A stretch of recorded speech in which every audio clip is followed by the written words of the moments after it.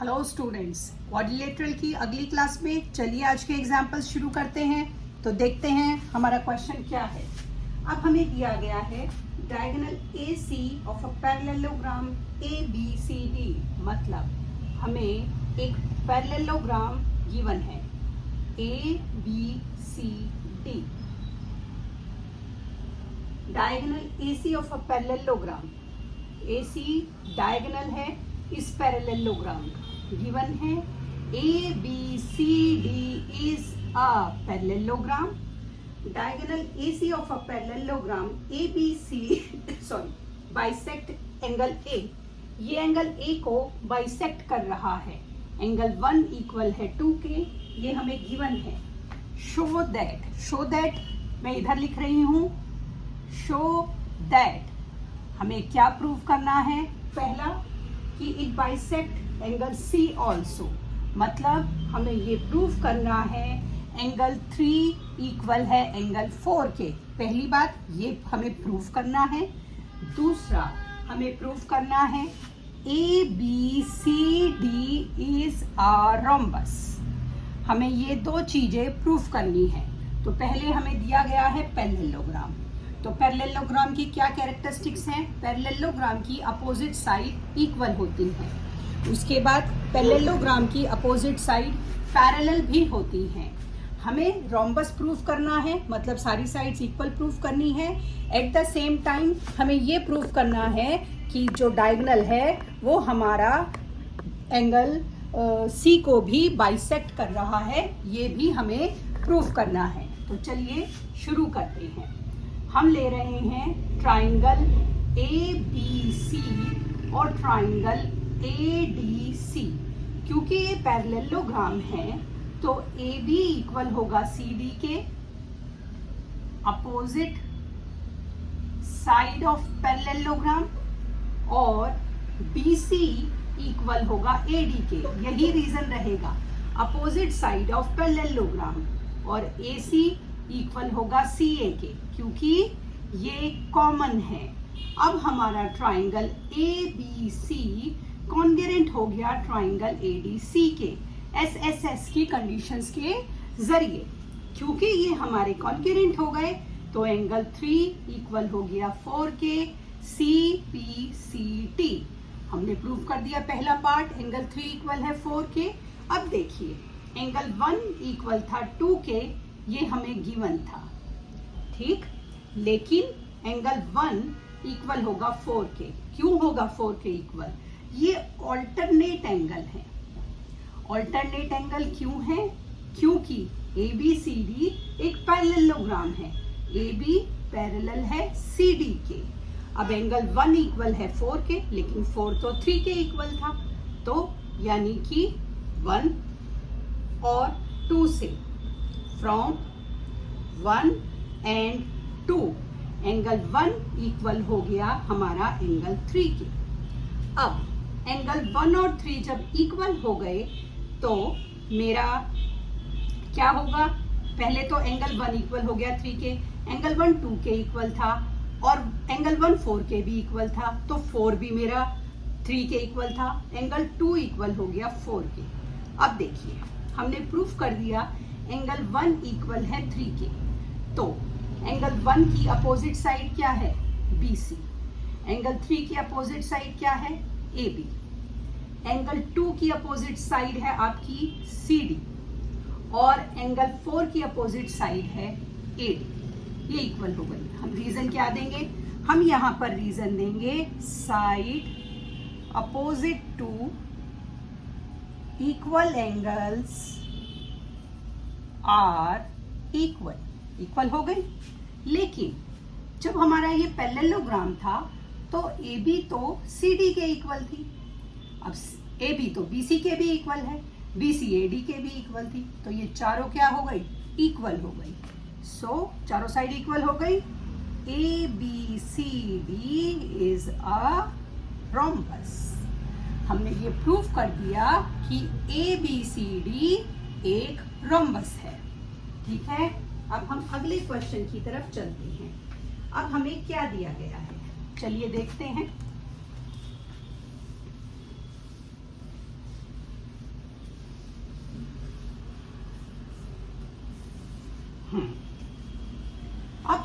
दिया गया है ABCD एक रोम्बस है। आपको ध्यान रखना है रोम्बस की क्या कैरेक्टरिस्टिक्स होती हैं, क्या होती हैं। गिवन है ABCD इज अ रोम्बस, ये मुझे गिवन है, ठीक है।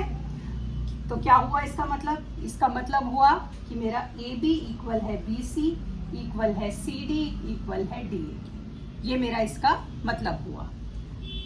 अब मुझे प्रूफ क्या करना है? Show that diagonal AC bisect angle A as well as angle C and diagonal BD bisect angle B as well as D। Show that, हमें क्या प्रूफ करना है? AC bisect angle A and angle C and BD bisect angle B and angle D, ये मुझे proof करना है, ठीक है। अब क्योंकि मुझे ये प्रूफ करना है तो देखिए हम इसको कैसे करेंगे। सॉल्यूशन में हमें दिया गया है रोम्बस, तो हमने क्या किया, इसको ज्वाइन कर लिया इस तरीके से, ठीक है। अब देखिए, अब हमने यहाँ पे एंगल लिख लिए, एंगल 1 इक्वल एंगल 1 और 2 और 3 और 4। अब देखिए इन ट्राइंगल ABC और ट्राइंगल मेरा ADC, AB इक्वल होगी CD के साइड ऑफ रोम्बस, ठीक है। BC इक्वल होगा DA के side of rhombus, CA equal होगा AC के कॉमन है। हो गया तीन चीज। तो ट्राइंगल ABC कॉन्ग्रुएंट हो गया ट्राइंगल ADC के साइड साइड से। जब ये कॉन्ग्रुएंट हो गए तो एंगल 1 इक्वल हो जाएगा 2 के CPCT और एंगल 3 इक्वल हो जाएगा 4 के CPCT। एंगल 1 जब 2 के इक्वल हो गया और 3 जब इक्वल हो गया 4 के, so AC bisect angle A as well as angle C। हमने प्रूफ कर दिया। अब हमें क्या प्रूफ करना है? अब हमें प्रूफ करना है BD bisect angle B and D। तो अब चलिए दूसरा ट्राइंगल लेते हैं। तो इसको मैंने इरेज कर दिया, ठीक है। अब BD के लिए मैंने BD को ज्वाइन किया, ठीक, और इसको मैंने नाम दिया 5 और 6 7 और 8। तो सॉल्यूशन, अब मैंने लिया in triangle ABD and triangle ABD और लिया CBD। अब मैंने ये दो ट्राइंगल लिए ABD और CBD। AB इक्वल होगा CD के, क्यों होगा? साइड ऑफ रोम्बस है, ठीक है। अब हमारा AD इक्वल होगा BC के, साइड ऑफ रोम्बस है। AD इक्वल होगा BC के और AB CD AD, हाँ, BD इक्वल होगी DB के, कॉमन है। तो ट्राइंगल ABD मेरा कॉन्ग्रुएंट हो गया ट्राइंगल CBD के SS से। जब ये मेरे कॉन्ग्रुएंट हो गए तो एंगल ABD और CBD, एंगल 5 इक्वल होगा 6 के CPCT और एंगल 7 इक्वल होगा 8 के CPCT। जब ये एंगल इक्वल मैंने प्रूफ कर दिए, it shows BD bisect angle B and angle D। इस तरीके से हमने अपने क्वेश्चन को प्रूफ कर दिया है। तो चलिए अब अगले क्वेश्चन की तरफ मूव करते हैं। तो देखें हमारा अगला क्वेश्चन क्या है। तो हमारा अगला क्वेश्चन दिया गया है ABCD इज अ रेक्टेंगल।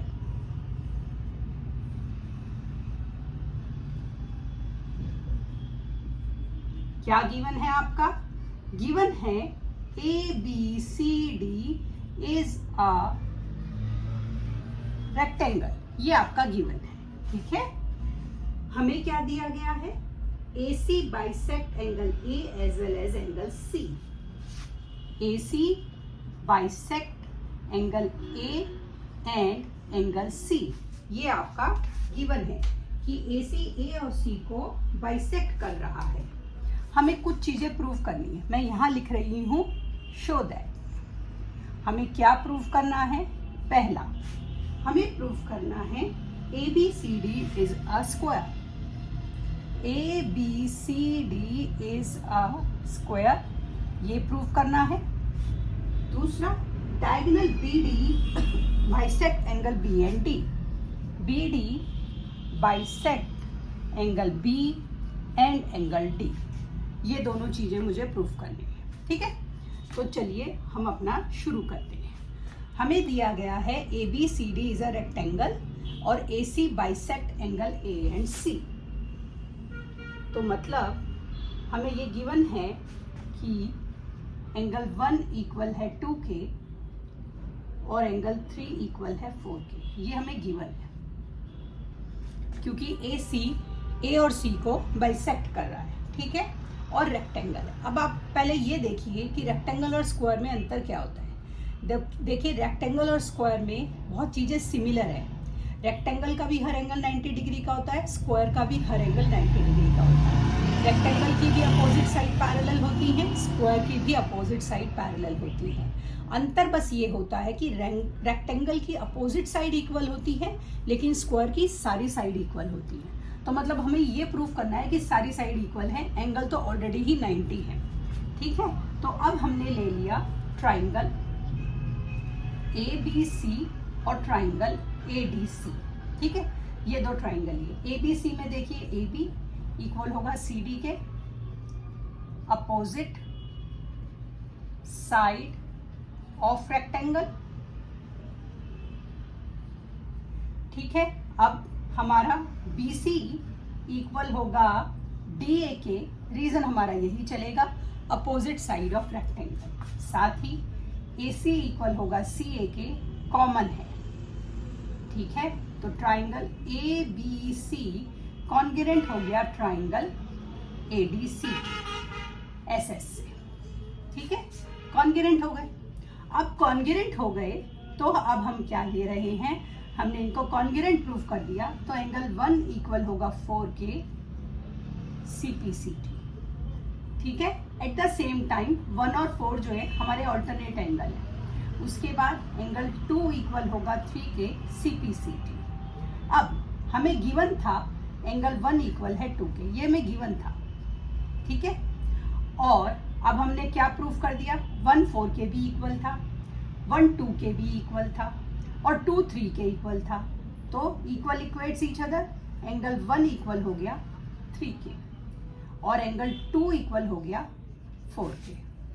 ठीक है, एंगल 1 की अपोजिट साइड देखिए कौन सी है, वो है BC। एंगल 3 की अपोजिट साइड देखिए, वो है AB।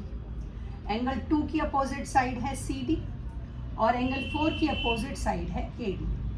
अब AB तो हमारी CD के इक्वल थी, तो अब हमारा क्या हुआ, AB इक्वल थी CD के, बट AB इक्वल है BC के।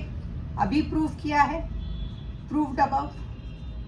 ठीक है ना, तो मतलब AB इक्वल हो गई BC इक्वल हो गई CD इक्वल हो गई DA इक्वल हो गई। सो ABCD इज अ स्क्वायर। ये एक स्क्वायर हो गया। ठीक, हमने पहला पार्ट प्रूफ करा। अब हम मूव ऑन करते हैं अपने नेक्स्ट पार्ट की तरफ। अभी हमने ABCD एज अ स्क्वायर को प्रूफ कर दिया। ठीक, अब अगला लेते हैं। हमें प्रूफ करना है कि BD बाइसेक्ट एंगल BND।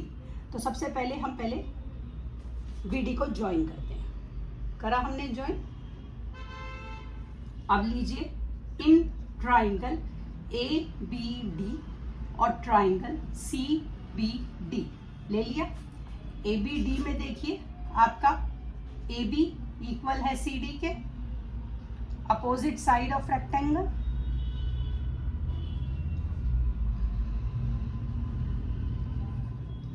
आपका AD इक्वल हो गया BC के, opposite side of rectangle. BD equal हो गया DB के, कॉमन है, कॉमन हो गया। तो ट्राइंगल ABD मेरा कॉन्ग्रुएंट हो गया ट्राइंगल CBD के, SS से कॉन्ग्रुएंट हो गए। जब ये मेरे कॉन्करेंट हो गए तो इनके रिस्पेक्टिव एंगल 5 इक्वल होगा 6K, एंगल 7 इक्वल होगा 8K। क्यों होगा? CPCT से इक्वल हो गए। सो BD bisect angle B and D। Geometry के एक ही क्वेश्चन को हम बहुत तरीकों से कर सकते हैं। ये मैंने आपको सिर्फ एक पहला तरीका बताया है। आप इसको ऑल्टरनेट एंगल लेके भी प्रूव कर सकते हैं। क्योंकि पहले पार्ट में मैंने स्क्वायर लिया है तो आप इसको रिस्पेक्टिव साइड्स लेके भी प्रूव कर सकते हैं। ये एक तरीका है। एक क्वेश्चन को करने के लिए हम बहुत सारे तरीके यूज कर सकते हैं। अगर हमें उनकी सारी प्रॉपर्टीज पता है और उनको कैसे लगाना है तो हमें ये पता है। तो हमने इस तरीके से इस प्रॉपर्टी को इस तरीके से सॉल्व कर लिया। क्वाड्रिलेटरल के अगले क्वेश्चंस के लिए कल मिलते हैं। तब तक के लिए शुभ रात्रि।